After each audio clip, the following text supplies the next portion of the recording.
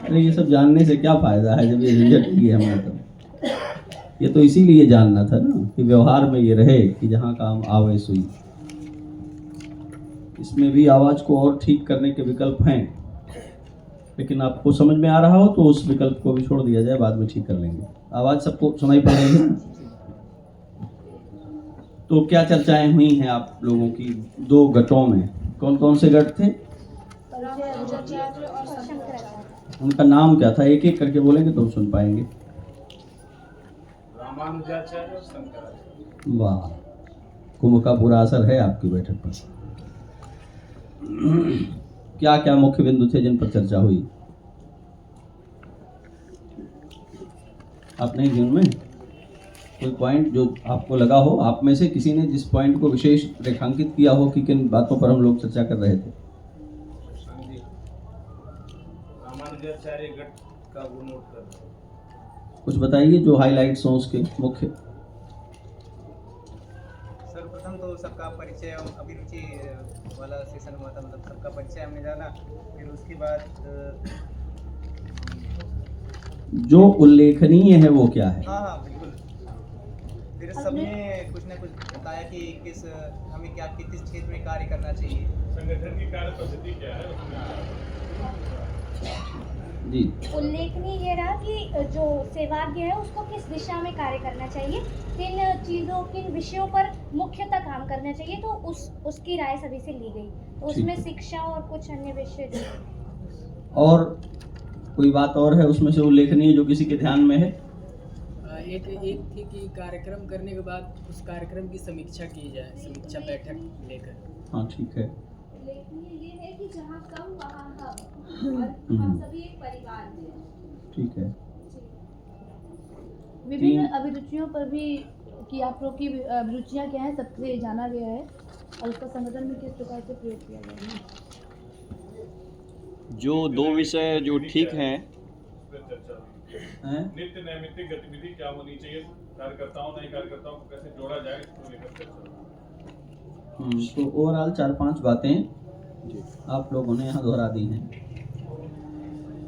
गटशा बैठकें हम क्यों करते हैं, सामूहिक ही क्यों न कर लें? सामूहिक में सभी व्यक्तिगत वक्तव्य नहीं आ पाते हैं, सभी पर ध्यान नहीं जा पाता है और हर व्यक्ति अलग अलग पढ़ सकता है। इसमें गट में एक एक व्यक्ति से हम लोग उसके बारे में जान सकते हैं या उसके अधिक सूक्ष्मता से अपनी कार्य पद्धति को, अपनी कार्यवृत्ति को समझने के लिए हमें छोटी छोटी टोलियों में बात करनी पड़ती है, और उसी योजना के साथ आप गटशा बैठकें करते हैं कि अधिक बारीकी से हम चीज़ों को देख पाएं, क्या चल रहा है, क्या करना बाकी है। दो चर्चाएं आपकी हो गई हैं। अभी मुझे फिर आपके साथ जो बात करनी है उसका विषय निर्धारित है कि संगठन क्या है, संगठन का मूल्य। मुझे लगता है मैंने भूमिका में आपको ये बात पहले सत्र में जो चर्चा हम लोगों की हुई है उद्घाटन में वो भी कह दी है। आपके लिए स्पष्ट है या आप में से कोई ऐसा है जिसको संगठन के मूल्य को लेकर के कोई प्रश्न है? संगठन के मूल्य से क्या अर्थ है कि संगठन बेचना हो तो कितना पैसा मिल सकता है? आदर्श, गुणवत्ता, सिद्धांत।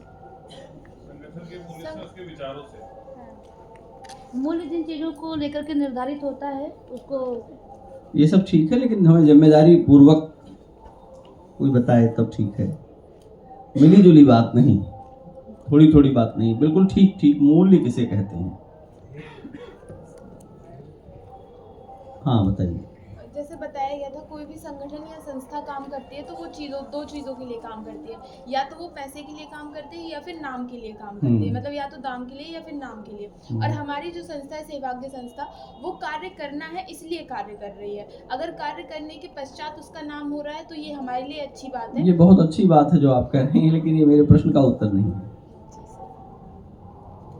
और लोग नाम और दाम के लिए ही काम नहीं करते हैं। नाम और दाम के लिए काम करने वाले दोयम दर्जे के हैं। प्रथम श्रेणी के लोग जो हैं वे कुछ भी करते हुए जिसके लिए करते हैं उसका हित चिंतन करते हैं, उसमें बदलकर प्राप्ति नहीं चिंतित है, जिनके लिए वही श्रेष्ठ लोग हैं। मूल्य का अर्थ वो होता है कि आपकी कार्यकारिता, आपके द्वारा दी गई सेवा, आपके द्वारा दिए गए जो इंतजाम, आपके द्वारा किया गया जो उपकार, उसके बदले में समाज कितना चुकाने को तैयार होता है। मूल्य यह है कि यदि आप जो कुछ कर रहे हैं उसके बदले में समाज आपको कुछ देने को खड़ा हो और सोचे तो आपको क्या दे सकता है वो, ये आपका मूल्य है। कहते हैं ना, अमुक के लिए हम प्राण दे सकते हैं, तो ये क्या बताता है कि वह हमारे प्राणों से भी अधिक मूल्यवान। बहुत प्रसिद्ध पंक्ति है, तन समर्पित मन समर्पित। यही तो उत्तर है मेरी बात का, आप कहाँ बता रहे हैं ये।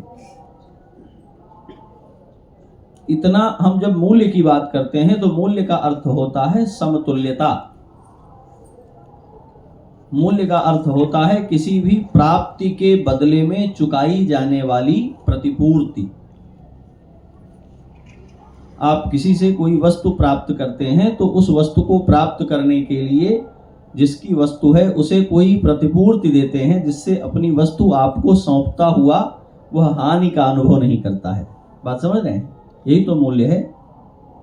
यदि हम संगठन होकर के समाज के भीतर जाते हैं तो हमें ये पहचानना होता है जिस समाज में हम संगठन के रूप में सेवाएं देते हैं वह समाज हमारे संगठन के लिए क्या चुकाने को प्रस्तुत है।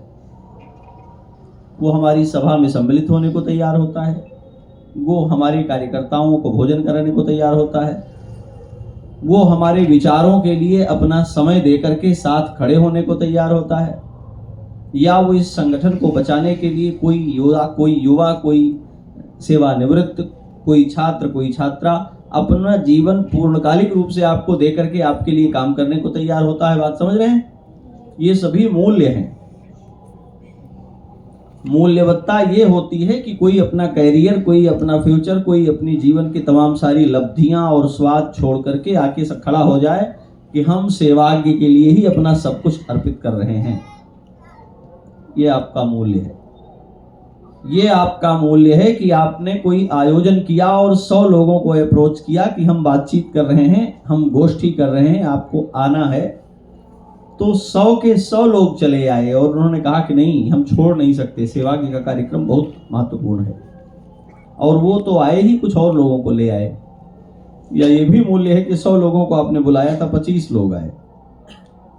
या आप अनुभव करते हैं ऐसा कि नहीं करते हैं? कभी कहीं बुलाया जाता है कम लोग पहुंचते हैं, कहीं बुलाया जाता है ज़्यादा लोग पहुंचते हैं, कहीं जितने बुलाए जाते हैं उतने ही पहुंचते हैं। यही मूल्यांकन है।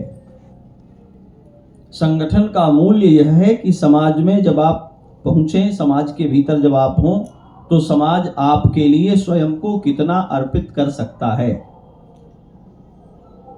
इसी का उदाहरण देने के लिए मैंने आपको एक पंक्ति याद दिलाई देश के विषय में कि देश का मूल्य क्या है, कि तन मन जीवन समर्पित करके भी ये नहीं लगता कि पूरा हो गया, काश और जीवन होता तो और समर्पित करते। यही तो बात कही गई है। भगत सिंह का कथन किसका प्रसिद्ध है कि एक ही जीवन मिला, और जीवन होता तो फिर इसी के लिए बलिदान होते। ये मूल्य है। तो अब इस संगठन के मूल्य तक पहुंचने के लिए हमें संगठन को किन सिद्धांतों, किन प्रतिज्ञाओं के भीतर ले जाना होता है, इससे तय होगा। बहुत सरल भाषा में इसको आपको समझना है। आप मोबाइल फोन खरीदते हैं, उसका एक मूल्य है, ठीक है। फिर उस फोन की एसेसरीज खरीदते हैं, उनका एक मूल्य है। मैं बहुत कंपनियों के नाम पर नहीं जाना चाहता, पर एक कंपनी का फोन और चार्जर इस मूल्य का आता है, दूसरी फोन कंपनी का चार्जर इसका आता है। एक कंपनी है जिसका बहुत महंगा आता है चार्जर, इतना महंगा जितने में दूसरी कंपनियों का मोबाइल आ जाए। क्यों? एक कंपनी के लैपटॉप का चार्जर बहुत महंगा है। क्यों? क्योंकि वो कहते हैं कि हमने अपने चार्जर में जो प्लग पॉइंट है वहां सोना लगाया हुआ है। सोने में रस्ट नहीं आता, रस्ट नहीं आता तो पावर क्षय नहीं होता। तो जितना हम बताते हैं एडाप्टर से चार्जिंग को एग्जैक्ट उतना पावर सप्लाई होता है। तो बिल्कुल फिक्स टाइम में आपका मोबाइल चार्ज होता है, स्पार्क की संभावना नहीं रहती है, जलने की संभावना नहीं रहती है, आप सुरक्षित रहते हैं, कार्बन कम उत्सर्जित होता है। मैं बहुत टिपिकली आपको ये बात बता रहा हूं, मूल्यवत्ता कैसे निर्धारित होती है। और इसलिए वो कहते हैं कि ये चार्जर महंगा है। क्यों महंगा है? जब आप चार्जर खरीदते हैं तो कुछ परेशानियां भी खरीदते हैं। जब आप कोई सामान लेते हैं तो कुछ परेशानियां भी लेते हैं सुविधा के साथ साथ। जो सामान आपको सुविधाएं देते हुए परेशानियां न्यूनतम कर लेता है वो महंगा हो जाता है। ईयरफोन आप लोग इस्तेमाल करते होंगे, ईयरबड्स इस्तेमाल करते होंगे, उनकी रेंज है, ऐसा वाला होगा तो इतने का होगा, ऐसा वाला होगा तो इतने का होगा, ऐसा वाला होगा तो इतने का होगा।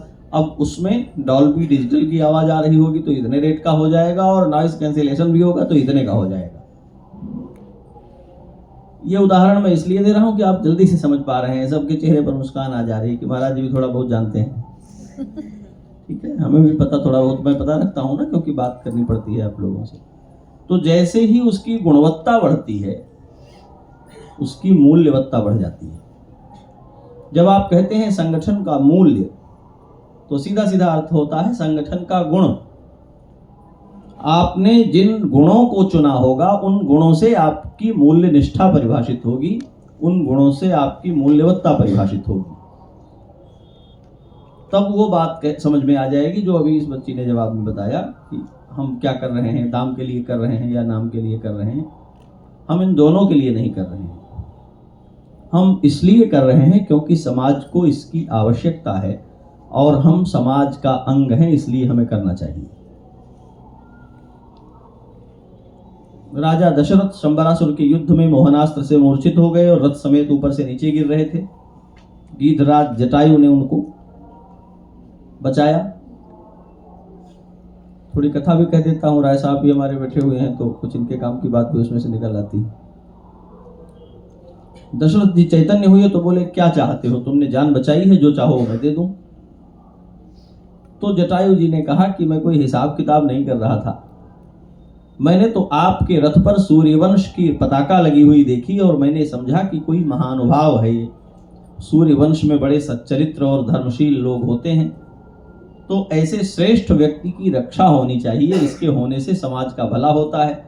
मैंने सहज कर्तव्य से आपकी रक्षा कर ली है, मुझे कोई हिसाब नहीं लेना है, मैं आपको छोड़ता हूं, मुझे कुछ नहीं चाहिए। ये आपको अधिक मूल्यवान बना देता है। जब हम निस्वार्थ भाव से, जब हम निष्प्रिय भाव से, जब हम प्रतिदान की कामना के बिना कुछ किसी के लिए करने चलते हैं और जिसके लिए करते हैं वह उसी के लिए होता है, तब हम अधिक मूल्यवान हो जाते हैं। संगठनों को देखने पर जो बात अभी कही गई वो ध्यान में आती है। प्रायः जो संगठन बड़े विचार और बड़ी घोषणाओं के साथ कार्य करते हैं, उनकी एक निहित लाभ योजना होती है, वो प्रकट नहीं होती। हमें लगता है कि ये तो सेवा कर रहे हैं, पर असल में उस सेवा के लिए वो बहुत अच्छी तरह से कहीं मेवा भी प्राप्त कर रहे होते हैं और उनकी योजना इतनी कॉम्प्लिकेटेड होती है कि आप जान नहीं सकते कि इसमें कोई लाभ भी लिया जा रहा होगा। मैं इसके विस्तार में नहीं जाऊंगा, आप समझ सकते हैं, समाज में ये सब दिखाई पड़ता है।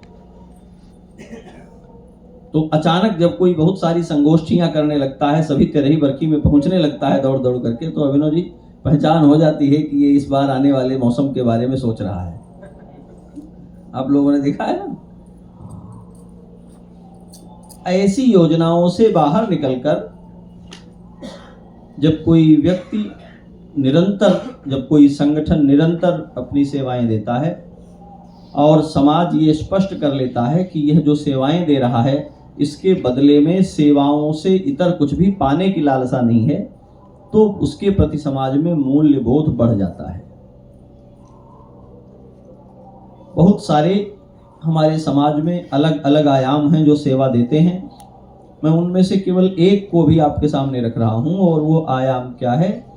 वो है हमारा धार्मिक क्षेत्र। आप चूंकि कुंभ में बैठे हैं और यह एक धार्मिक आयोजन है, तो आपको यहाँ से ये बात ज़्यादा समझ में आएगी।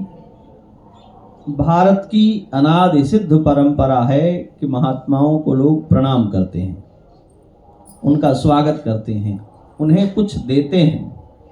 और अब तो थोड़ा परिवर्तन हो रहा है, लेकिन अभी भी ये भाव विद्यमान है कि गांव में कोई महात्मा पहुंच जाए तो कई घरों से लोग उससे निवेदन करते हैं कि महाराज जी हमारे यहाँ आज प्रसाद। आप पाइए। शहरों में, महानगरों में तो इस तरह नहीं बचा है, पर गांवों में अभी भी बचा हुआ है। और मैंने अपने बाल्यकाल तक जिस शरीर का जिस परिवार में जन्म हुआ उसमें ये देखा है, महात्मा रमते हुए महात्मा आते थे, वर्ष में कई बार आते थे। जत्थे उनके कभी 3 लोग कभी 4 लोग, कुछ देर कीर्तन करेंगे, किसी के यहाँ प्रसाद पाएंगे, सुबह निकल जाएंगे। कुछ बहुत मांगते नहीं थे। और उनको अपने यहाँ भोजन कराने के लिए गांवों में कई जगह से आग्रह होता था कि हमारे यहाँ चलिए, हमारे यहाँ चलिए। उनमें से बहुत से ऐसे थे जो प्रायः उस परिवार में आ जाते थे जहाँ जन्म हुआ मेरा। तो सुनता था, उनको देखता था। चलते समय सुबह इस शरीर के पिताजी उनको कुछ देना चाहते थे तो वो हठ पूर्वक मना करते थे। मैं बहुत बालक था, बच्चा था, मैं सुनता था उनकी बात। तो वो कहते थे कि हम साधु हैं, रमते हैं, रमने के लिए रमते हैं, सामान बटोरने के लिए नहीं रमते हैं। तो उतना ले लेते हैं जितने से हमारा काम चल जाए। आपके यहाँ रुक गए, रात का भोजन कर लिया, विश्राम कर लिया, हमारा काम पूरा हो गया। अब हमें दिन भर चलना ही है, जहाँ भूख लगेगी वहाँ फिर से भोजन कर लेंगे। आपका दिया हुआ कुछ लेकर के ढोने की हमें क्या आवश्यकता है। तो दक्षिणा नहीं लेते थे। कोई लेने वाले भी होते थे, पर ऐसे भी होते थे। तो जो दक्षिणा नहीं लेते थे उनके बारे में बड़ी मरमरिंग होती थी कि तो बहुत अच्छे साधु हैं, बड़े त्यागी हैं। आपने देखा होगा, भिक्षुक आते थे, उनको कटोरी में रख करके थोड़ा सा अन्न या अनाज कुछ दिया जाता था। कुछ ऐसे होते थे जो बहुत उसी में आशीर्वाद देते थे, और कुछ ऐसे होते थे तो घर में वो कहते थे कि माताजी तुम्हारे यहाँ तो इतना है, इतना से लेके आई हो और इतना ले आओ। तो उनके बारे में घर के लोग भुनभुनाते थे कि बड़े लोभी हैं, वेश बनाए घूम रहे हैं, थोड़े में इनका काम नहीं चल रहा। और जो थोड़ा लेकर के आशीर्वाद देते थे उनके प्रति बड़ी श्रद्धा प्रकट करते थे। इसके पीछे दृष्टि क्या है? जो अपने अवदान के बदले न्यूनतम लेकर संतुष्ट हो जाता है उसका मूल्य अधिक हो जाता है। आप ध्यान से देखेंगे तो पूरा संत समाज जो इस देश में पूजा जा रहा है वो इसलिए पूजा जा रहा है क्योंकि पीढ़ियों में इसने समाज को बहुत कुछ दिया और उसके बदले में कुछ लिया नहीं। शरीर चलता रहे, केवल इतना ही लिया। सोने का समय हुआ तो किसी के बिछे हुए बिस्तर पर किसी की छाया में सो गया, और भूख का समय हुआ तो किसी का दिया हुआ अन्न प्रसाद पा लिया और चल पड़ा। और ऐसे अकिंचन निष्किंचन महात्माओं को भगवान बहुत प्रेम करते हैं। सहज अकिंचन प्रिय हरि केरे। जो अपने लिए कुछ संग्रह नहीं करते वे परमात्मा के प्रिय हो जाते हैं, क्योंकि परमात्मा भी अपने लिए कुछ संग्रह नहीं करता। तो जब हम संगठन के मूल्य के बारे में बात कर रहे हैं तो हमें यहाँ से समझना होगा, संगठन के मूल्य का अर्थ है समाज की आवश्यकताओं, समाज की अपेक्षाओं, समाज की चिंताओं के लिए अपने को अर्पित कर देने की प्रतिज्ञा का सामूहिक विधान, सामूहिक योजना। एक व्यक्ति भी ऐसा कर सकता है। एक व्यक्ति की परिधि, एक व्यक्ति की पहुंच, एक व्यक्ति का प्रयत्न कम होता है। कोई व्यक्ति गिर पड़ा है, एम्बुलेंस करके उसको हॉस्पिटल पहुंचाना है, आप अकेले हैं तो कैसे करेंगे? और आप संगठन हैं तो 4 लोग चारपाई पर भी उसे उठा लेंगे तो एम्बुलेंस बन गई और उसे पहुंचा देंगे। किसी व्यक्ति को, किसी ऐसे व्यक्ति को जिसका कोई साथी नहीं है, वो आपको मिल गया, उसे इमरजेंसी में हॉस्पिटल ले जाना पड़ा, पता चला कोई इसका सगा संबंधी आसपास नहीं है, आप उसकी सेवा करना चाहते हैं, आप अकेले हैं तो कैसे करेंगे? और आप संगठन हैं तो 4 लोगों को एकत्र किया आपने, पाली बना ली कि भाई इतने घंटे आप रहेंगे अस्पताल में तो हम घर चले जाएंगे, इतने घंटे आप रहेंगे, और फिर एक व्यक्ति की आप तीमारदारी कर सकते हैं। ये वो छोटे छोटे विकल्प हैं जो मैं आपको बता रहा हूं, फिर इसको और बड़े अर्थों में आप सोच सकते हैं। तो संगठन मूल्यवान बनता है तब जब वो 4 लोगों को, 5 लोगों को, 10 लोगों को एकत्र करके लोक कल्याण के लिए लगता है। और वे 10 लोग लग करके जब काम करते हैं तो 11वें और 12वें जो लोग हैं उन्हें लगता है कि ये तो बहुत अच्छा कर रहे हैं, हम भी कर सकते हैं। तब वे आपको अप्रोच करते हैं कि क्या हमारे आसपास ऐसी कोई इकाई हो सकती है जो सक्रिय रहे और काम करे। तो फिर सेवा के संस्थानम जो अलग अलग अपनी इकाइयां गठित कर रहा है उसके पीछे की जो दृष्टि है वो आपको समझ में आती है। किसी एक नगर से, किसी एक स्थान से चलकर किसी दूसरे स्थान में जाकर वहां काम करना तुलनात्मक रूप से चुनौती भरा है और उतना सफल नहीं होता जितना सफल कोई स्थानीय इकाई कर सकती है, क्योंकि उसे पता होता है कि यहाँ क्या चाहिए। उदाहरण के लिए काशी में, अयोध्या में दर्शनार्थियों की संख्या अचानक इतनी हो गई है कि व्यवस्थाएं बिगड़ रही हैं। अब कोई बाहर से आकर उनकी मदद करना चाहे तो वो झंझट खड़ा कर देगा, उसको स्वयं ही अपनी गाड़ी प्रवेश कराने में कठिनाई होगी।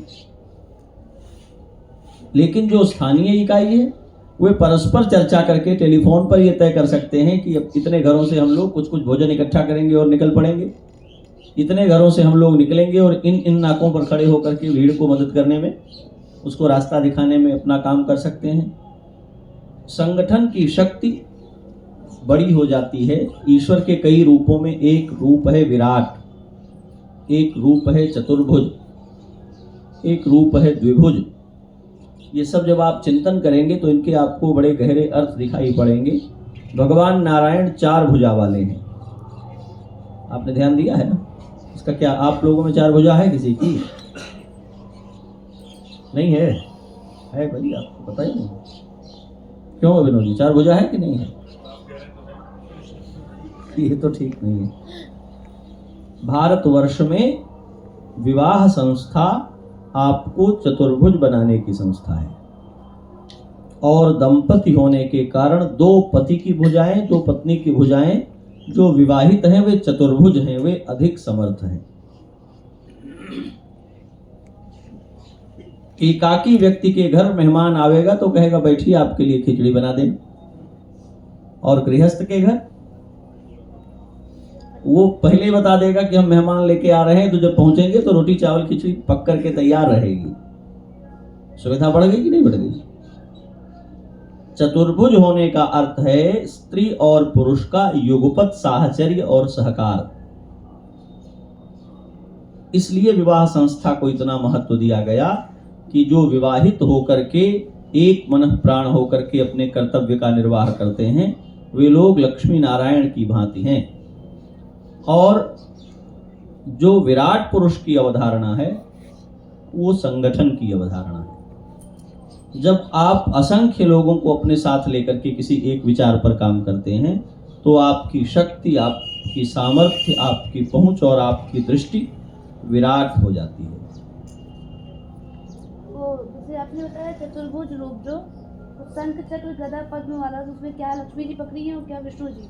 इसमें क्यों पढ़ना है? हम कोई सत्यनारायण कथा तो सुना नहीं रहे हैं। इसका भी कोई वो होगा ना, उसको जब हम कथा सुनाएंगे तब आपको जरूर सुना देंगे, आज नहीं सुनाएंगे। हमें बहुत पता है, सब बताने हम नहीं बैठे हैं, हम केवल वही बताने बैठे हैं जो आज हमारी चर्चा में उपयोगी है।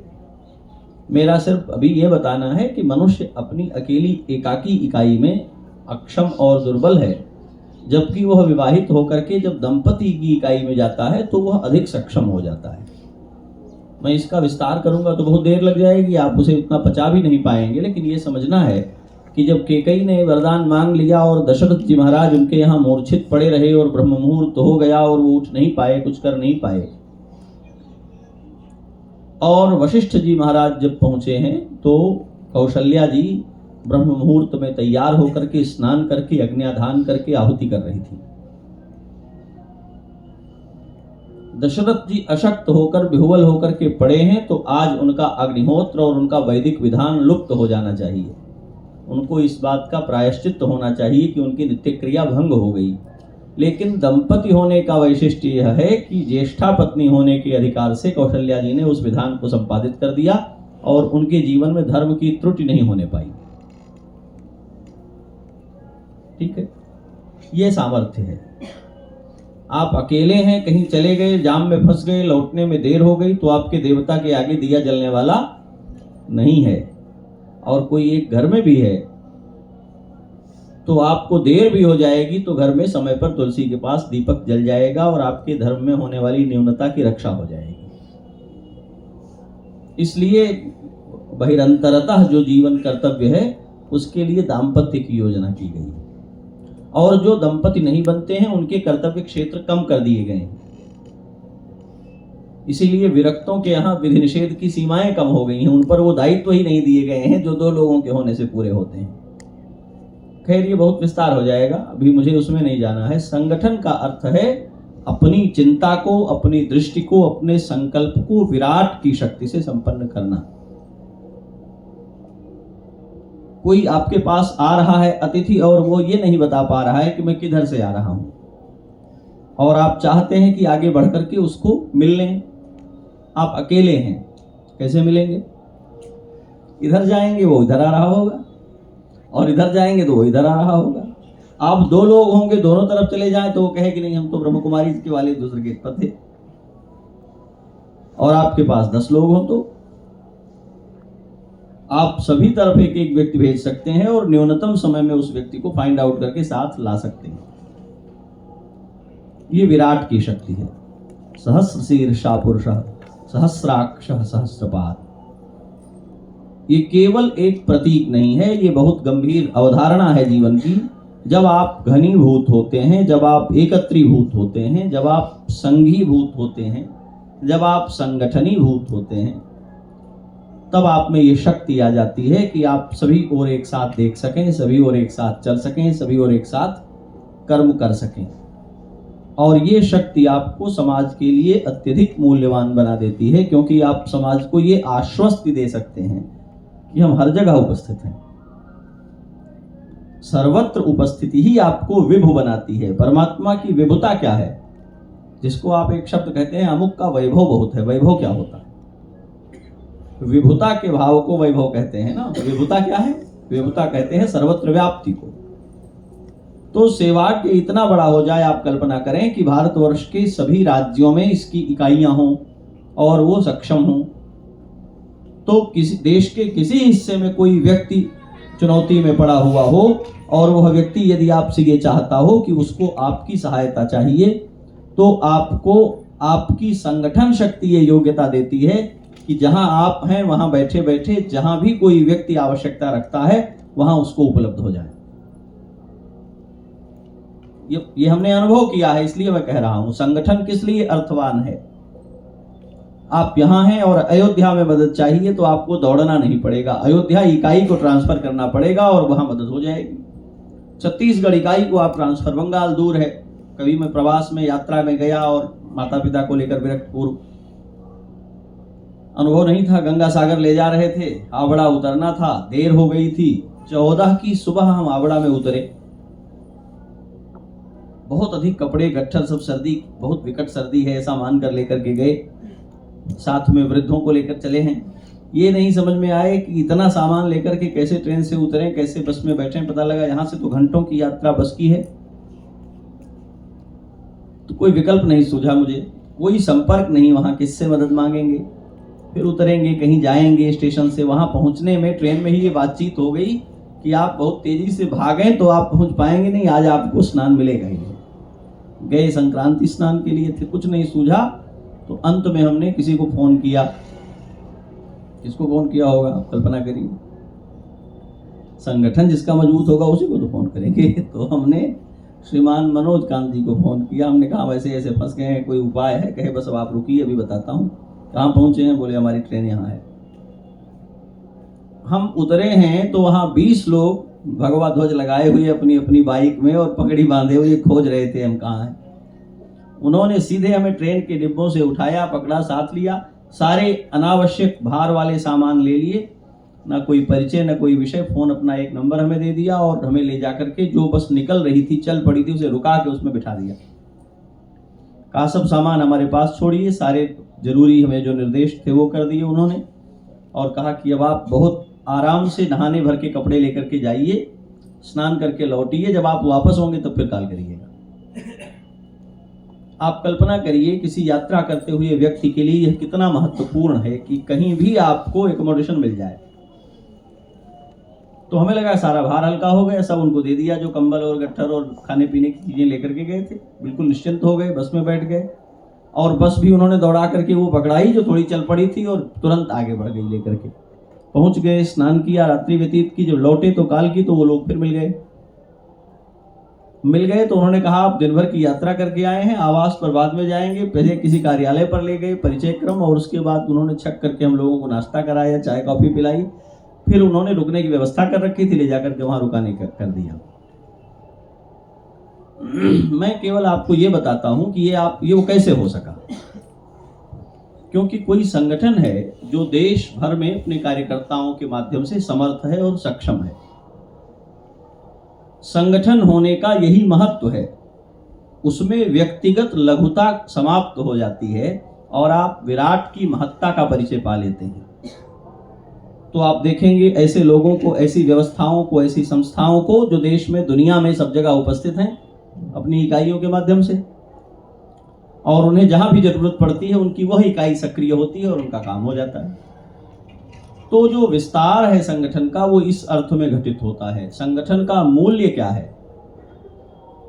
संगठन का मूल्य है व्यक्तिगत रुचियों और व्यक्तिगत व्यक्तिनिष्ठ लघुता के बाहर निकलकर सोचना।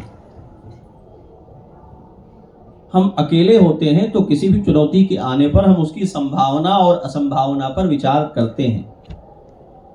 जब हम संगठन होते हैं तो किसी भी चुनौती की संभावना और असंभावना पर विचार हम नहीं करते। असंभव तो कुछ है ही नहीं, ये संभव है, तब हम ये विचार करते हैं कि ये कहाँ से होगा, कौन करेगा। हमने सवेरे भी आपको एक उदाहरण दिया था, 10 अलग अलग तरह की चुनौतियां हैं और अगर 10 लोग हमारे पास हैं तो जो चुनौती जिससे हल होती है वो उसके हाथ चली जाएगी और हल हो जाएगी। हम अकेले हैं तो फिर हम इस बात से कुंठित हो जाएंगे कि ये हम कैसे करेंगे। इस संगठन भाव को जब आप देखेंगे तो आपको श्रीमद् वाल्मीकि रामायण में जानकी जी के अनुसंधान की कथा दिखाई पड़ेगी। बुलाया गया सब वानरों को, बिठाया भगवान ने और कहा ऐसे ऐसे है, और वानर राज सुग्रीव ने कहा इतने लोग इस दिशा में जाएंगे, इतने लोग इस दिशा में जाएंगे, इतने लोग इस दिशा में जाएंगे, सबकी दिशाएं बांट दी और ये भी बताया कि कैसे कैसे भूगोल में आपको खोजना है। उन्हीं में से एक जो उनका गट था वो समुद्र के किनारे पहुंचा था। सबसे स्मार्ट लोगों का जो गट था, क्योंकि ये इनपुट थे कि समुद्र के पार जाना पड़ेगा। एसपी जी हंस रहे हैं कि हम ही लोगों का रहा होगा वो गट, क्यों? तो जो समुद्र तट पर जाम्बवान, अंगद और हनुमान जी इत्यादि बैठे हुए हैं, ये भी एक गट था जो समुद्र के किनारे गया था और इसके पास ये काम था कि समुद्र पार जाना है। कुछ लोगों को जंगलों में जाना था, कुछ लोगों को पहाड़ में जाना था, कुछ लोगों को दूसरे हिस्सों में जाना था, वो लोग चले गए। और समुद्र पार करने वाला जो गट था वो यहाँ आकर के झंझट में पड़ गया कि ये तो बड़ा कठिन काम है, समुद्र पार करना है। अकेले होने पर तो हार जाता व्यक्ति, पर समूह था ना, तो बातचीत शुरू हुई कि भाई कौन पार जाएगा। किसी ने कहा मैं 50 योजन जा सकता हूं, किसी ने कहा मैं 25 योजन जा सकता हूं, किसी ने कहा मैं पूरा ही जा सकता हूं, लौटने में झंझट है। और जो डायरेक्टर थे उन्होंने कहा कि मैं तो सब कुछ कर सकता था लेकिन अब बूढ़ा हो गया हूं तो अब मेरे लिए झंझट है, पहले मैंने ये सब बहुत किया है। और समूह में कोई एक ऐसा प्रकट हो गया जिसने कहा कि क्या इस समुद्र की बात है, इसकी क्या विसात है, और भी कोई बड़ी दूरी होगी तो मैं उसे कर सकता हूं, मैं बहुत ताकतवर हूं इसलिए। कहा नहीं, हमने बहुत महान लक्ष्य लिया है जो हमें पूरा करना है। और मैं ये बात बार बार कहता हूं, आप लोगों ने सुना होगा, आपको ध्यान होगा, जिस दिन आप किसी महान लक्ष्य का वर्ण कर लेते हैं उसी दिन आप अपनी तुच्छता के पार चले जाते हैं। आप चाहे सफल हों चाहे असफल हों, महान लक्ष्य का वर्ण करने वाला कोई व्यक्ति हीन नहीं होता, और जो हीन होता है वो कभी महान लक्ष्य को अपना मानता ही नहीं है। जिस दिन आप किसी बड़े लक्ष्य का वर्ण करते हैं उस दिन आप बड़े हो जाते हैं, ये सिद्ध हो जाता है कि आप बड़े हैं। फिर सफलता असफलता तो नियति का विषय है, प्रकृति का विषय है, परमात्मा की योजना का विषय है। बड़े लक्ष्य का चयन करने वाला बड़ा हो जाता है। तो हनुमान जी ने कहा कि ये राम काज है, ये बड़ा प्रयोजन है, इसलिए इसमें लगना है। और पार करते हैं। विघ्न तो आते हैं, कठिनाइयां तो आती ही हैं, आपको सब कथाएं विदित हैं। सारी कठिनाइयां आती हैं, डिप्रेशन भी होता है, परेशानी भी होती है, जानकी जी को नहीं खोज पाने का दुख भी होता है, बहुत आकुल व्याकुल हैं हनुमान जी। आप श्रीमद् रामायण पढ़ेंगे तो आपको मिलेगा, वो कहते हैं कि मेरे असफल होने से सब नष्ट हो जाएंगे, मैं लौटकर वापस ही नहीं जाऊंगा, लंका के ही क्षेत्र में उपवास करके सारा जीवन बिता दूंगा, लौटकर अपने साथियों को ये नहीं बताऊंगा कि मैं असफल हो गया हूं। क्यों? मेरे सफल होकर आने की उम्मीद में वो कैसे भी जीवित रहेंगे। मैं लौटकर विफल हो गया हूं ये बता दूंगा तो वानरराज सुग्रीव की प्रतिज्ञा है कि असफल होकर आने पर मारे जाओगे, तो वो सबको मारने के कारण धर्म संकट में पड़ जाएंगे। संगठन क्या करता है? संगठन आपको उत्तरदायी बनाता है। आप व्यक्तिगत हीन भावना अथवा व्यक्तिगत महत्व की भावना से कोई भी प्रतिकूल निर्णय नहीं ले सकते। अकेले होंगे तो ले सकते हैं। संगठन आपको इस बात के लिए बाध्य करता है कि कुछ भी अच्छा बुरा आप मनमाने रूप से नहीं कर सकते। बहुत सारे कठिन प्रसंग हैं, मैं सबकी चर्चा करूंगा तो देर लग जाएगी।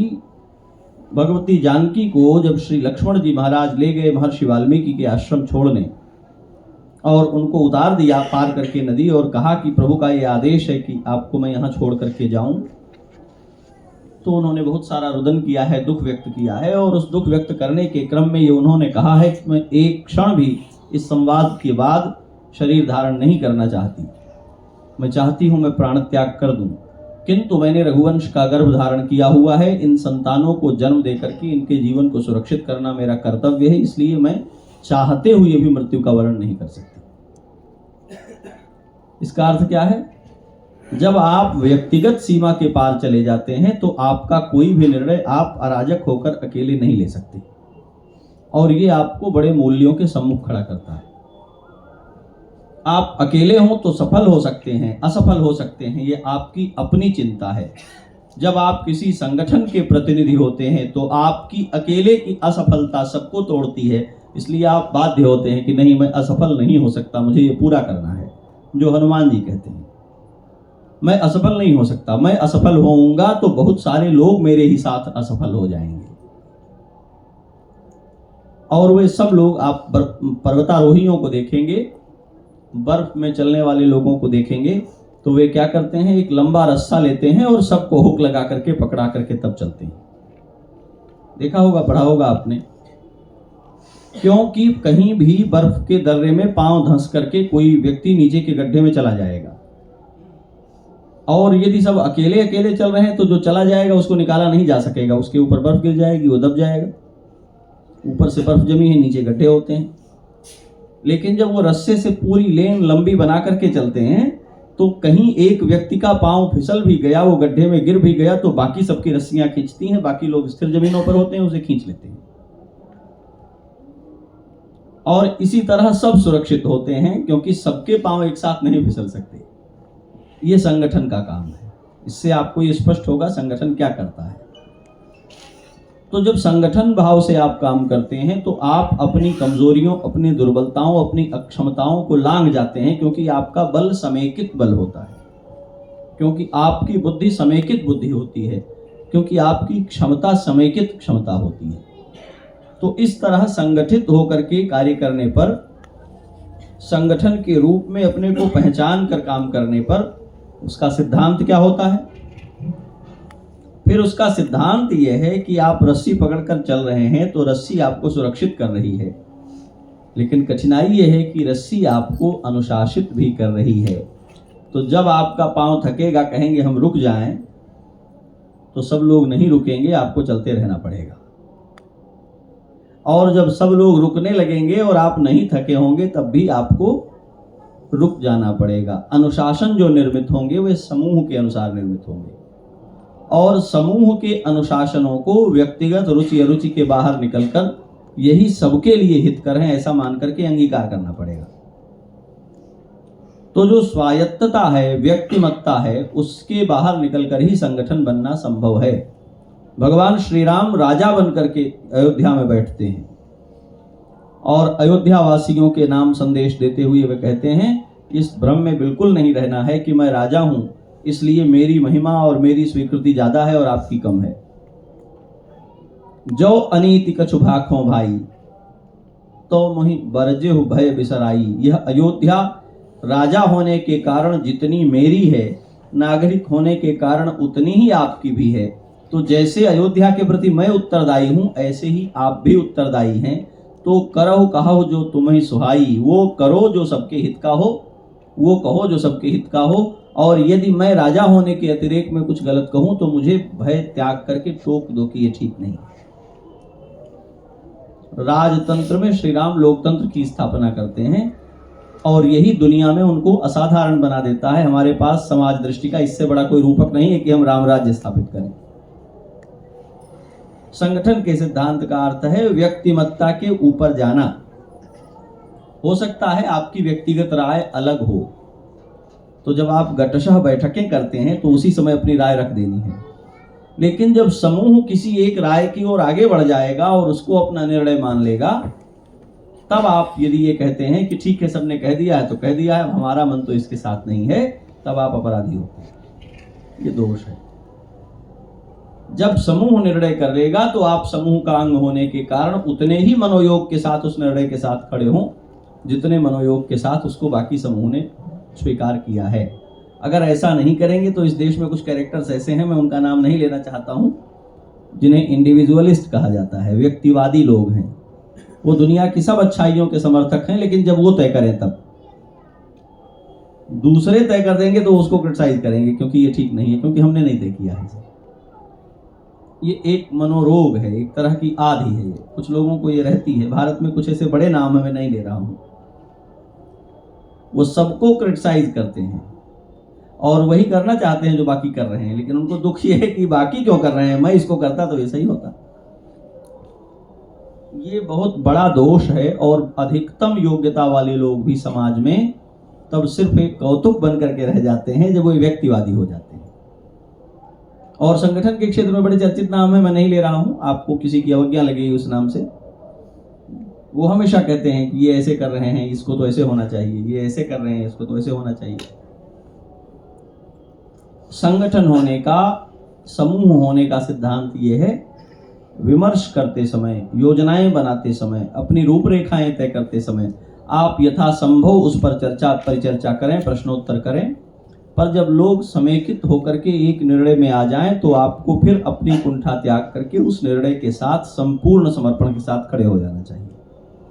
फिर जो पीछे खींचता है वो नुकसान करता है। तो आपको ये भी चेक करना है कि ऐसा अपने साथ तो नहीं हो रहा है। संगठित होने में ये शर्त है। फिर वहां कोई उच्चावच नहीं है। संगठन में लिया गया निर्णय किसी बड़े व्यक्ति और छोटे व्यक्ति को परिभाषित नहीं करता। आपको ध्यान देना होगा, राष्ट्रीय स्वयंसेवक संघ के पूजनीय सरसंघ चालक जी ने एक सभा में कहा कि जब हम कुछ बोलते हैं तो लोग कहते हैं कि तो सरसंघ चालक जी ने बोल दिया। वो मेरा वक्तव्य नहीं होता अकेला, वो मेरी राय नहीं होती अकेली। संगठन के अलग अलग स्तरों पर उस बात पर चिंतन होता है, विमर्श होता है, कार्यशालाएं होती हैं, सब लोग मिलकर के उस पर विचार करते हैं, कितना उपयोगी है, इसकी क्या सार्थकता है, इससे क्या नुकसान है, और सब मिलकर के तय करके जब किसी एक बात को फिल्टर करके स्थापित कर देते हैं कि ये बात समाज में ले जानी है, तो मुझे कहा जाता है कि ये बात समाज में जानी है, तो मैं कहता हूँ। तो कोई सुनता है, मीडिया में आता है और चर्चा चल पड़ती है कि संघ प्रमुख ने कह दिया है। संघ प्रमुख नहीं कहता, वो संघ कहता है उसको। बड़ी गहरी बात है ये, बहुत महत्वपूर्ण बात है। और जब संघ उसको कह देता है तो कोई भी एक इकाई उसका प्रतिवाद नहीं कर सकती, क्योंकि वो सब इकाइयों से छन करके तब बात आती है। किसी की असहमति हो सकती है, एक आयाम में वो बात किसी को गलत लग सकती है, पर बहुत सारे आयाम हैं ना। संगठन में आपको इस बात पर बहुत अधिक ध्यान देने की आवश्यकता है। एक बात है संगठन का मूल्य, दूसरी बात है संगठन का सिद्धांत। संगठन के सिद्धांत में सभी आपके लक्ष्य, सभी आपकी दिशाएं तब सार्थक हैं जब पहली बात हमेशा आपके ध्यान में रहे, और वो ये है कि हम संगठन हैं। आप खेल देखिए, बार बार खेल में कहा जाता है टीम भावना। टीम भावना क्या है? खेल की समग्र प्रस्तुति के बारे में विचार करके योजनाएं बनाना। और जब भी खेल में कोई टीम का व्यक्ति इंडिविजुअलिस्ट हो जाता है, हो सकता है वो मैन ऑफ द मैच ले आए, हो सकता है वो मैन ऑफ द सीरीज ले आए, लेकिन टीम का नुकसान कर लेता है। हमेशा अच्छा प्लेयर वो होता है जो पूरी टीम की योजना की सीमा में खेले। आप देखेंगे कई बार खिलाड़ी इसलिए नुकसान कर देते हैं कि मुझे आज इतने कैच ले लेने हैं या मुझे आज इतने रन बना देने हैं। कि क्रिकेट देखते होंगे ना? हाँ, मैं बहुत नहीं देखता हूं, पर मैं एक मोटी बात आपको बता रहा हूं। कई बार इसलिए नुकसान होता है कि कोई खिलाड़ी अपनी परफॉर्मेंस पर फोकस्ड हो जाता है। संगठन इसका अवसर नहीं देता। वो कहता है आप उतना परफॉर्म करिए जिससे संगठन की परफॉर्मेंस रेखांकित की जा सके। ये तपस्या है, ये संयम है। हम 100 किलोमीटर दौड़ सकते थे, 25 किलोमीटर पर रोक दे रहे हैं, क्योंकि संगठन की योजना यही है। तो योजना है तो ऐसे रुका जाएगा। तो सबसे महत्वपूर्ण बात यह है आत्मानुशासन, और जो योजना संगठन कर दे ये बात सुनने में सरल है पर ये करने में बड़ी कठिन है। आप लोग इसका अनुभव करते होंगे, कई बार बड़ी झुंझलाहट भी होती होगी, होती है नहीं? आप में से किसी का ये अनुभव है कि सहमत नहीं थे लेकिन कह दिया सबने यही करना है तो वही करना पड़ा, है ना? हाँ देखिए आगे लोग तो हिला रहे हैं, करना पड़ा। अब इससे कठिनाई क्या होती है? हम नहीं राजी थे, आप लोगों ने प्लान कर दिया यही करना है, अब हम बिना मन के लग गए, तो हम भीतर भीतर क्या मनाते हैं? गड़बड़ हो जाए तो बताओ मैं इनको। लगे साथ हैं, मनाते ये हैं कि ये विफल हो जाए तो इनको बताऊं, और अगर कहीं वो योजना फ्लॉप हो जाए, हाँ, तो सालों तक लेकर के सुई चुभाते रहते हैं कि करो, हम तो कहे थे ना, हम तो पहले कह दिए थे, हम तो शुरू से कह रहे थे कि ये नहीं हो। ये बहुत बड़ी विकृति है। हमने सामूहिक रूप से जब ये अंगीकार कर लिया कि हम संगठन हैं, तो संगठन की समग्र सोच के साथ जो योजना बनती है उसको सही साबित करने पर ही काम करना चाहिए। और जब 9 लोग, 8 लोग, 7 लोग किसी सभा के कह दें कि ये हमारी नीति है, तो फिर वही सही हो जाती है। 3 लोगों को उसे सही करने में अपने को खपा देना चाहिए। दशरथ जी ने कहा श्री राम वन जाएंगे, भरत अयोध्या रहेंगे, राजा बनेंगे। सभी ने अलग अलग तर्क दिए। भगवान श्री राम ने कहा कोई दूसरा तर्क हो ही नहीं सकता। हम एक परिवार हैं और परिवार के रूप में माता जी ने मांगा है और पिताजी ने अनुमति दे दी है।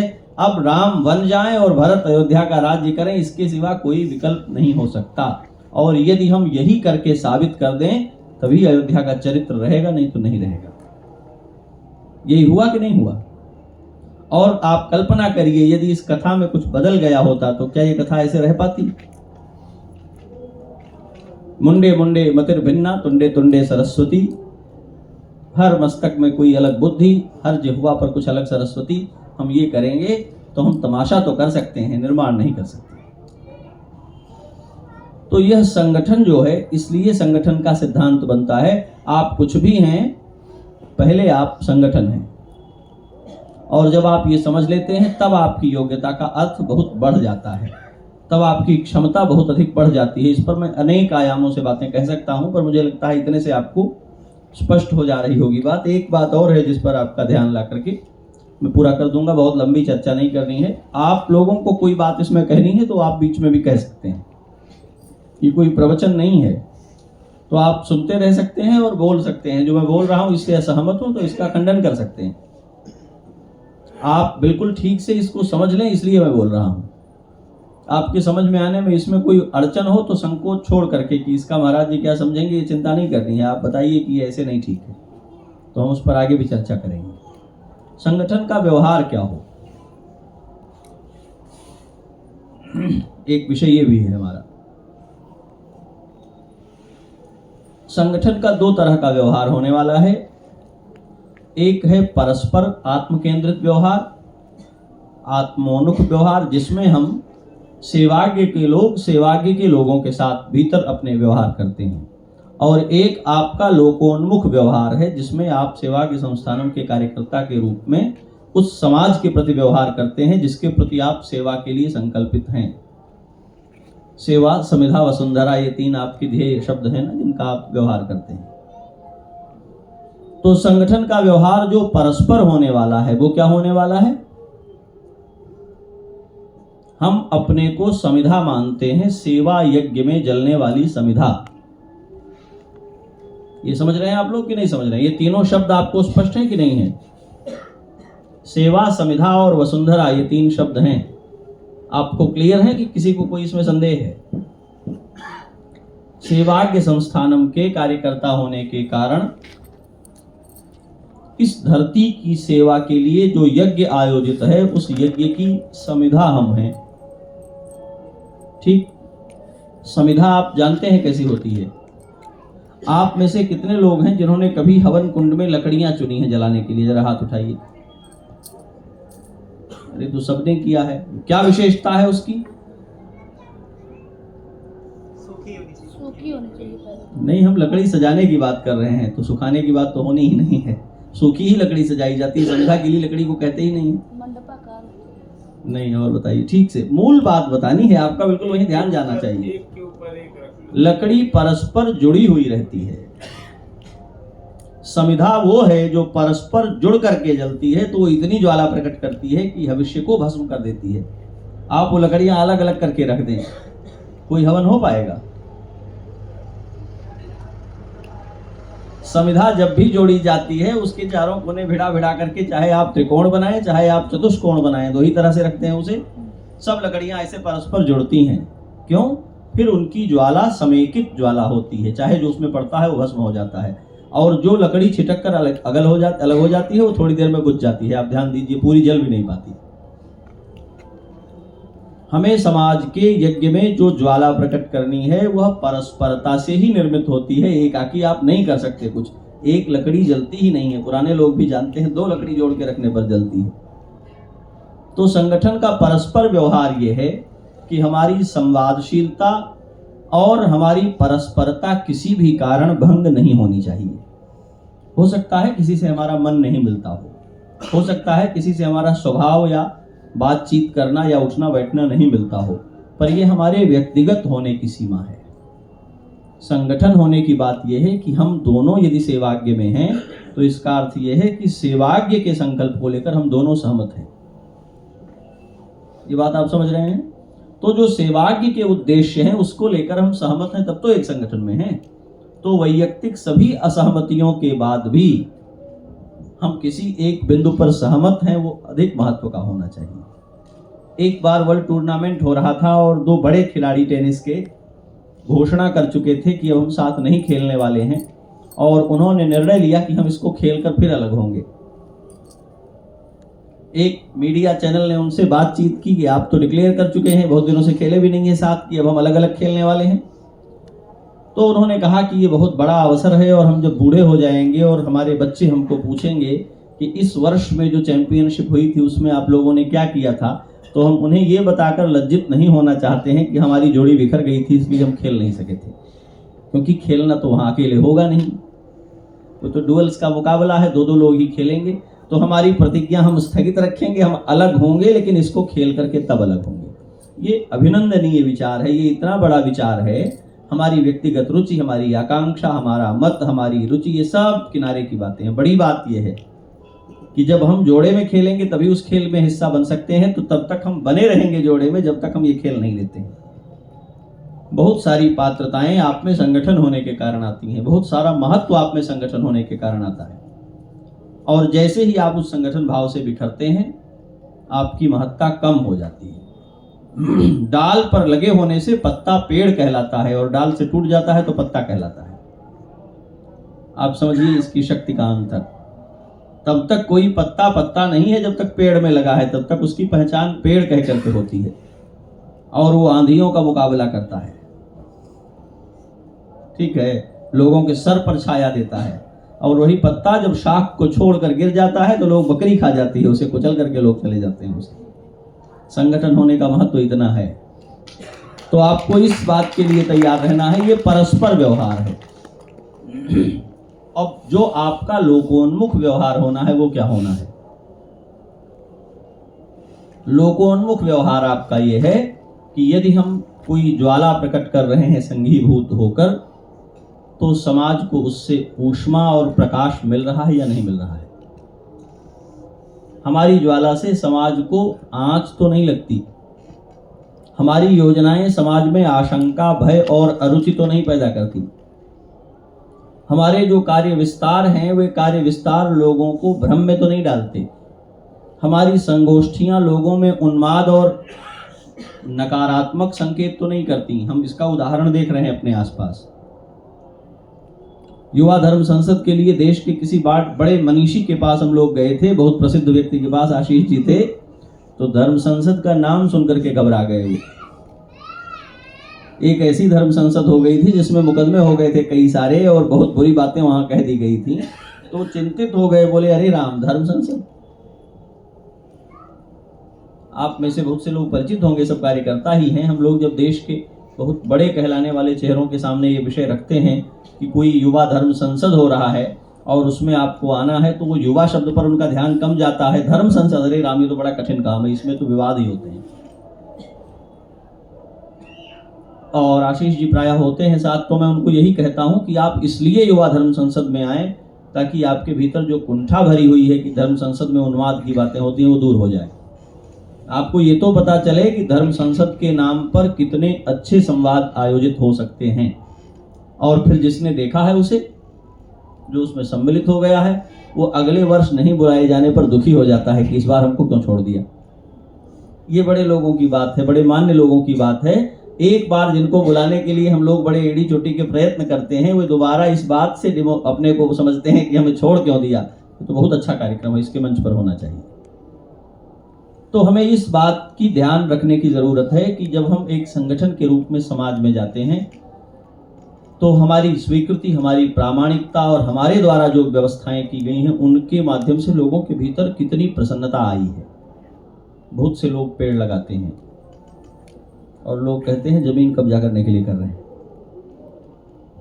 बहुत से लोग समाज में सेवा कार्य करते हैं, कंबल बांटते हैं, खिचड़ी बांटते हैं, तो लोग कहते हैं चुनाव लड़ना चाहते हैं। बहुत से लोग बड़ी बड़ी संगोष्ठियां करते हैं और लोग उनके बारे में कहते हैं कि नरेटिव गढ़ रहे हैं, समाज को अपनी बात समझाने में ले जाना चाहते हैं, एजेंडा चला रहे हैं। आपने सुना है कि नहीं सुना है ऐसे लोगों को? तो एक संगठन के रूप में समाज में जाते हुए आपको इस चिंता का सामना करना पड़ता है कि कहीं आपके बारे में तो ऐसा नहीं सोचा जाएगा। तो प्रतिदिन व्यक्ति के रूप में जो व्यवहार आप करते हैं वो संगठन के रूप में परिभाषित होने वाला है। इसलिए अपने वाणी से, व्यवहार से, आचरण से, अपने संदेशों से सबसे ज़्यादा आवश्यक ये है कि आपको पता हो कि सेवा आगे क्या करने जा रहा है। मैं अलग अलग पूछूंगा तो आप लोगों को थोड़ी कठिनाई होगी। सभी लोग सेवा आगे को परिभाषित करेंगे पर वो परिभाषाएं बिल्कुल भिन्न भिन्न हो जाएंगी। तब मैं आपको कहूंगा कि आप राष्ट्रीय स्वयंसेवक संघ के लोगों को देखिए। पूरे भारत में आप उसके किसी एक कार्यकर्ता भाई साहब को पकड़िए और उनसे पूछिए, लगता है कि जैसे कोई एक रेडियो चैनल है जिसकी फ्रीक्वेंसी आप सेट कर देंगे तो पूरे देश में एक ही बोलेगा वो, है ना ऐसा? ये अद्भुत बात है। वैसी ही टोपी, वैसे ही गमछा, वैसे ही कुर्ता पजामा, वैसे ही वाणी, वही भाषा, वही व्यवहार, वही शैली, उसी तरह का बोलना, उसी तरह का खाना पीना। ये संगठन है। आप किसी भी एक व्यक्ति से ठीक से एक बार मिल लें, फिर आप कहीं भी किसी से मिलेंगे तो पहचान जाएंगे कि ये भाई साहब है। ये कैसे उन्होंने बनाया है? बहुत दिनों तक इस पर कठोर परिश्रम हुआ है और कठोर अनुशासनों में लोगों को ढाला गया है। और ये चीज आपको प्रामाणिकता देती है। आपके विरोधी आपकी आलोचना करते रहें, पर ये आपको प्रामाणिकता देती है। समाज में सबसे प्रामाणिक व्यक्ति वो है जिसके चरित्र में दोहरापन नहीं है। भगवान श्री राम ने कहा, मानम न लभते सत्सु भिन्न चारित्र दर्शन। समाज में वह व्यक्ति कभी सम्मानित नहीं होता जिसके चरित्र में दो तरह की बातें दिखाई पड़े। उत्तर में कुछ और कहा जा रहा हो, दक्षिण में कुछ और कहा जा रहा हो, पूर्व में कुछ और कहा जा रहा हो, पश्चिम में कुछ और कहा जा रहा हो। एक इकाई कोई और बात कहती हो, दूसरी इकाई कोई और बात कहती हो, तो समाज कहेगा कि ये तो भ्रमित कर रहे हैं, ये तो अपने को ठीक से परिभाषित नहीं। हमें सबसे पहले स्वयं को परिभाषित करना है कि हम समाज में क्या करने जा रहे हैं।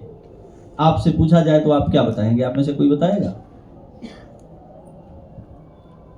सेवाज्ञ समाज में क्या करने के लिए उतरा है? आप में से किसी को एक वाक्य में बताना हो तो क्या बताएगा?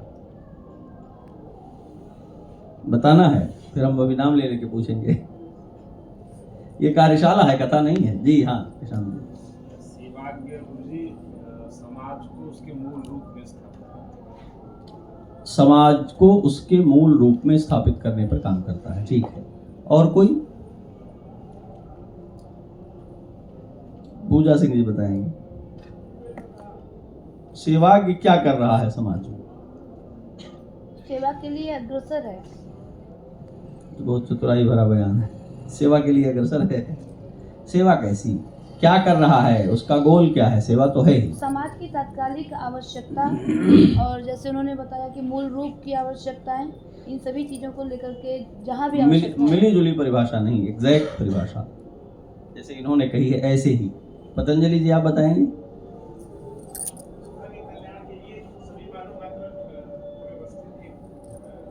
मानव मात्र के कल्याण के लिए। ठीक है। और कोई बताएगा? सेवा की हमारी जो भी पुरातन संस्कृति विलुप्त हो जा रही है उसको आधुनिकता से जोड़ के उसे आगे ले जाएं। पुरातन संस्कृति की स्थापना करेंगे तब तो हम लोग बुर्जी और ऑर्थोडॉक्स हो जाएंगे। पुरातन का क्यों करेंगे?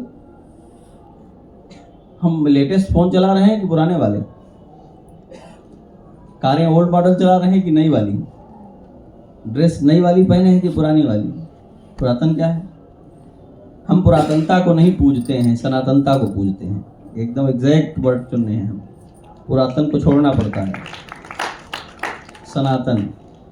तो आपको स्वयं स्पष्ट करना है, भारतीय युवा को भारतीय मूल्यों में स्थापित करने पर सेवा के काम करता है। भारत को भारतीय मूल्यों में स्थापित करने पर सेवा के काम करता है। एक वाक्य में, भारत भारतीय मूल्यों में स्थापित हो, उपनिवेश की कुंठा के कारण भारत अभारतीय मूल्यों में चला गया है। अब इसके विस्तार में आप जाएंगे तो आपको अपना ध्येय वाक्य पढ़ना पड़ेगा। माता भूमि पुत्रोहम पृथिव्याः। माता हमारी धरती है, हम पुत्र हैं इसके। यही हमारा वह वाक्य है जिस माध्यम से आप कोई प्रश्न कर देगा ना कि भारतीय मूल्य क्या, तो ये बात मैं फिर से दोहराता हूं, आप लोग अपने जहन में बिठा लीजिए इस बात को, और कभी भ्रम नहीं होना चाहिए। सेवाज्ञ क्या करने जा रहा है? सेवाज्ञ भारत को भारतीय मूल्यों में प्रतिष्ठित करने पर काम करता है। हम अभारतीय मूल्यों से ग्रस्त हो गए हैं। वे मूल्य उपनिवेश से आए हैं, वे मूल्य बाजार से आए हैं, वे मूल्य आक्रमणकारी सत्ताओं से आए हैं, वे मूल्य विभेदनकारी शिक्षा नीतियों से आए हैं, और हम उनसे घिर गए हैं। तो हम ये कैसे करेंगे? तो ये कैसे करेंगे, इसके लिए हमने भारतीय आर्ष प्रज्ञा का जो सिद्धांत है उसको चुना है, और वो है माता भूमि पुत्रोहम पृथिव्याः। हम धरती के पुत्र हैं, और धरती के पुत्र होने के कारण सभी धरती के पुत्र हमारे सगे हैं। तो विश्व मानव के प्रति अपनी भूमिका को पहचानते हुए कोई शत्रु है इस कुंठा के बाहर निकलकर सब हमारे सगे ही हैं, विपरीत होने पर भी ऐसा मानकर आपको अपना काम करना है। तो पहले तो जगत के प्रति जो विषमता और वैर का बोध है उससे उबरना है, निर्वैरता की स्थापना करनी है। और निर्वैर हो जाने के बाद सभी हमारे ही भाई हों, तो किसी को डायबिटीज हुआ है तो लड्डू नहीं खिलाते ना। कोई बीमार हो गया है, खिचड़ी खाना चाहता है तो खिचड़ी ही खिलाते हैं ना। फिर भी तो फिर समाज जो है उसके अनुसार ही योजना करेंगे। ये नहीं है कि फिर सबको एक जैसे कर देंगे। एक मुहावरा है ना, सावधान 22 पसेरी वाला, वैसा नहीं करना है। लेकिन सभी हमारे अपने हैं का अर्थ है सभी के कल्याण की कामना। और सभी के कल्याण की कामना कैसे संभव है? जब हम ये पहचानेंगे कि भारतीय संस्कृति विश्ववारा संस्कृति है, सबके मंगल की चर्चा करती है, और हम दुनिया भर में अकेले ऐसे लोग हैं सनातन धर्मावलंबी जो ईश्वर का एक नाम विश्व रखते हैं, दुनिया में कहीं नहीं है। विष्णु सहस्रनाम में भगवान का पहला नाम विश्व है। हमारे सामने जो प्रकट विश्व है इसी को हम ईश्वर मानते हैं। यही तो स्वामी विवेकानंद कहते हैं, मैं उस ईश्वर को पूजता हूं जिसे अज्ञानी लोग मनुष्य कहते हैं। तात्पर्य क्या है? मनुष्यता की सेवा ईश्वर सेवा है। अज्ञान से मनुष्य को बाहर निकालना, संघर्ष और द्वंद्व से मनुष्य को बाहर निकालना, एकाकीपन और हीनता की कुंठा से मनुष्य को बाहर निकालना, प्रकृति और पर्यावरण के वैषम्य से मनुष्य को बाहर निकालना, अशिक्षा से और गैर बराबरी के द्वंद्व से मनुष्य को बाहर निकालना, यही तो काम है। जीवन मनुष्य का किस लिए मिला है ये भुला दिया है शिक्षा नीतियों ने। उन्होंने बता दिया है नौकरी करके पैसा कमाने के लिए मिला है। और बृहत्तर मानव समाज और नई पीढ़ी केवल इस चिंता में है कि कैसे अपने को किसी कंपनी के हाथ में बेचें। नहीं है क्या? कैंपस सिलेक्शन क्या है? सर्विसेज में सिलेक्शन और कंपटीशन की परीक्षाएं क्या हैं? सारी पढ़ाई के बाद दशमलव नंबर की कमी से भी जो बच्चा सिलेक्ट नहीं हो पाता वो इसी समाज में विफल व्यक्ति है। और जुगाड़ लगा करके भी सिलेक्ट हो गया व्यक्ति सफल व्यक्ति है। और दोनों के मूल्यांकन में जमीन और आसमान का अंतर हो जाता है। ये कोई सही दिशा है क्या? इस कुंठा से हम कैसे बाहर निकालेंगे?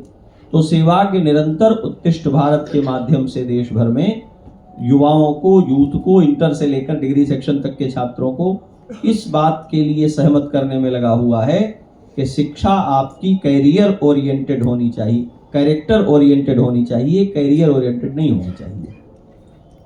शिक्षा जीवन मूल्यों के लिए होनी चाहिए, आजीविका के लिए नहीं होनी चाहिए।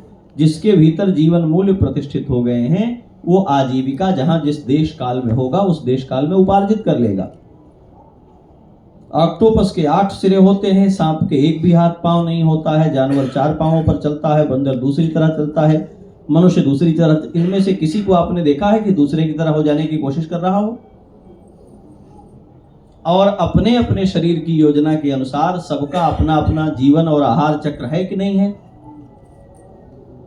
तो जो सर्वाइवल का संकट मनुष्य के सामने पैदा किया गया है, ये बाजारों और सरकारों का किया हुआ छल है, ये मनुष्य की प्रकृतिगत समस्या नहीं है। क्या खाएंगे, क्या पहनेंगे, कैसे जिएंगे, यह मनुष्य की स्वाभाविक समस्या नहीं है। ये समाज रचना से पैदा हुई बेईमानी से ये समस्या हमारे सामने आई है। रोटी कपड़ा मकान ये मनुष्य की समस्या नहीं है। मनुष्य की समस्या है मनुष्य होना। जब मनुष्य होना हमें आता है तो हम अच्छी रोटी, अच्छा कपड़ा, अच्छा मकान जहां होते हैं वहां निर्मित हो जाता है। भारत बहुत लंबे समय तक आश्रम बना करके वनों में रहा है और सबसे अच्छे मनुष्य निर्मित किए हैं उसने। कुश और लव रघुवंश के सबसे पराक्रमी बालक हुए हैं और पिता की छाया मिली नहीं है, गुरु के पास रहे हैं, जंगल में तिन्नी का चावल खाते हुए। योद्धा हुए कि नहीं हुए? तो हमारा तात्पर्य यह है कि संगठन के रूप में कार्य करते हुए जब हम समाज की ओर जाते हैं तो हमको ये पहचानना होता है कि हम क्या करने आए हैं। सेवा के का कार्यकर्ता भी आजीविका के धक्के में पड़ा हुआ है और उत्कृष्ट भारत भी आयोजित कर रहा है, फिर वहां आए हुए बच्चों को बता रहा है कि नौकरी की चिंता में मत पड़ो। कौन समझेगा? आजीविका चलकर आपका वर्ण कर लेगी, इस बात पर विश्वास करिए। मैं हमेशा से बहुत कम आयु से मैं अपने ये दोहरा रहा हूं, क्या पहनेंगे, क्या खाएंगे, कैसे जिएंगे, यह चिंता जो करता है वो समाज को कुछ नहीं दे सकता। ठीक है? समाज को वो दे सकता है जो इस बात की परवाह करता ही नहीं है। जो मिलेगा वो पहन लेंगे, जो मिलेगा वो खा लेंगे, जो परिस्थिति होगी वैसे रह लेंगे, करेंगे यही जो करने निकले हैं। ऐसे लोग समाज में पूजे जाते हैं, इनकी प्रतिमाएं बनती हैं और इनकी कहानियां लिखी जाती हैं। आप जितने चरित्रों को अपने आसपास देख लेंगे तो ये हमारे भीतर ये आत्मवत्ता पैदा हो जाए, हमारे भीतर ये दृढ़ता पैदा हो जाए। थोड़ी देर लगती है, थोड़ी देर कष्ट सहना पड़ता है, उसके बाद रास्ते दिखाई देने लगते हैं, उसके बाद जीवन में दिव्यताएं प्रकट होने लगती हैं। तप और किसे कहते हैं? जो तप करता है उसको सिद्धि प्राप्त होती है। और हम तप के पहले ही चरण में बिलबिला करके भोजन मांगने लगेंगे तो भोजन मिल जाएगा, सिद्धि नहीं मिलेगी। महाराज मनु की कथा आपने पढ़ी है ना, तपस्या करने नैमिषारण्य गए थे। ब्रह्मा आदि देवता बार बार आते हैं, मांगो क्या चाहते हो, मांगो क्या चाहते हो। मांगहु बर बहुभांति लोभाए, परम धीर नहीं चलहि चलाए।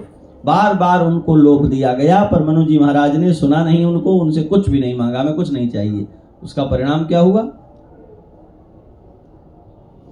उसका परिणाम ये हुआ कि परब्रह्म परमात्मा, देवताओं के भी देवता जो भगवान हैं, उन्होंने पुकारा मनु जी को कि बस करो, तुम्हारी तपस्या पूरी हो गई, हमने तुमको परख लिया, अब तुम जो चाहते हो मांगो।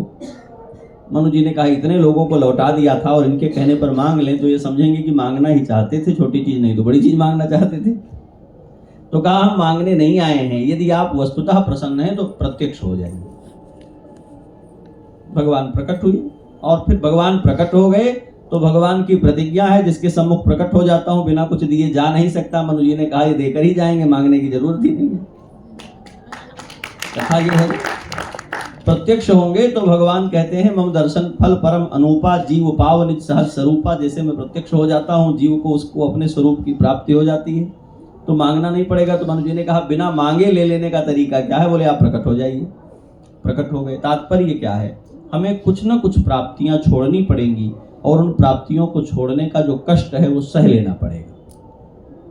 देखो जो कुछ प्राप्तियां छोड़ते हैं उन्हें बड़ी प्राप्तियां मिलती हैं। जानवर बहुत खाता है, भूसा खाता है, मनुष्य उससे कम खाता है, उस भूसे से छांट कर निकाला गया अनाज खाता है। ठीक है?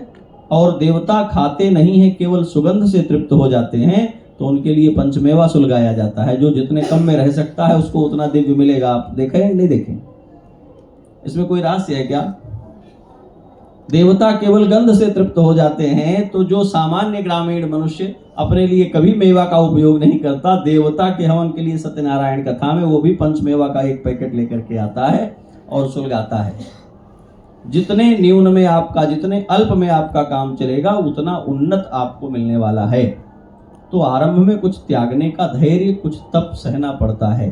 यदि आप अपने आप को वस्तुतः अच्छी तरह निर्मित कर रहे हैं, कहीं आवेदन नहीं करेंगे तो कोई चल कर आएगा जो आपको चुनेगा कि आपका हम पूजन करेंगे, आपको हम ये देंगे।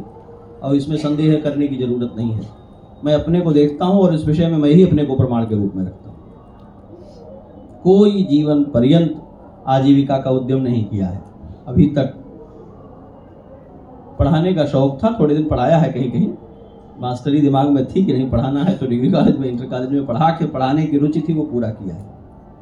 और उसके बाद कभी कोई उद्यम, कोई आयोजन मैंने ऐसा नहीं किया है जिसमें मुझे धन उपार्जन करना हो, और कोई काम तो नहीं रुका है। स्वतः अपनी इच्छा से ही कुछ लोग आते हैं, कुछ सेवाएं करते हैं, कुछ रुचि रखते हैं। आप लोगों के भीतर ये विश्वास निर्मित होने दें कि आप महत्वपूर्ण हैं, मूल्यवान हैं। लोग तो खोज रहे हैं कहाँ कुछ मूल्यवान है। नकली घी दुकानों में भरा पड़ा हुआ है, सस्ता है, खप नहीं रहा है, और अच्छा कहलाने वाला घी उससे 8 गुना ज्यादा दाम में मिल रहा है और पूरा नहीं पड़ रहा है। ये उदाहरण है कि नहीं है? सस्ती गाड़ियां भरी पड़ी हैं और जो महंगी और लेटेस्ट वीआईपी गाड़ियां आ रही हैं, साल साल भर वो वेटिंग में है। इससे क्या निष्कर्ष निकलता है? समाज कभी भी इतना विपन्न नहीं होता कि अच्छाइयों को चुन करके स्वीकार न कर सके। अच्छाइयों के नाम पर धोखा बहुत है, इसलिए लोग भुगतान करने से बचते हैं।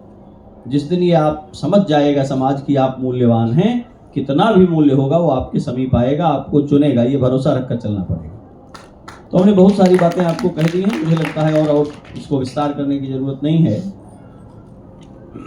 संगठन के स्वरूप को समझना, संगठन के सिद्धांत को समझना और संगठन की व्यवहार पद्धति को समझना। वह व्यवहार जो परस्पर अपने में होना है और वह व्यवहार जो आपका सेवा का क्षेत्र समाज है उसके प्रति होना है।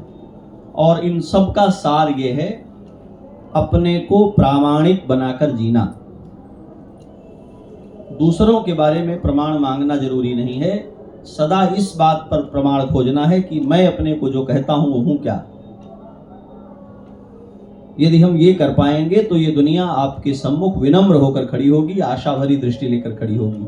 जिस दिन इस समाज के प्रति आप उपकारी हो जाएंगे, आपका स्वागत सारा समाज करेगा, इसमें कोई संदेह नहीं है। लेकिन आप स्वागत पाने के लिए उपकारी होने का नाटक करें, ये ठीक नहीं है। वस्तुतः आप उपकारी हो जाएं, इसी पर काम करना है।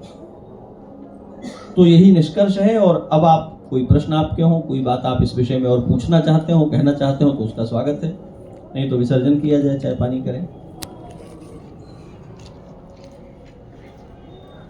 कोई प्रश्न जो कहा गया है उसमें कोई कठिनाई सिद्धांत या व्यवहार के स्तर पर आपको लगता हो कि ये बात नहीं सही है या नहीं स्पष्ट हो रही है, कैसे होगी, तो आप पूछ सकते हैं।